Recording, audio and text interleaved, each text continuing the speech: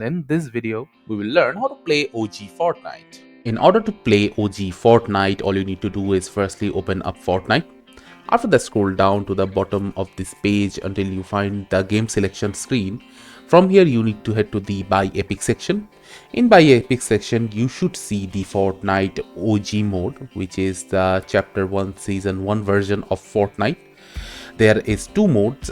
One is the building mode and another one is the zero build mode. If you do not find the OG mode of Fortnite in here, you can just expand the settings and the OG Fortnite should appear in here. After you have selected the OG Fortnite, get back to the lobby. From here you can select if you want to play ranked or not, or if you want to play solo, duo or squad. After choosing your preferences, click on the play button and you will be heading right into Fortnite OG. So as you can see, currently I am in the lobby of OG Fortnite with all the other players. So this is how you can easily play Fortnite OG and enjoy.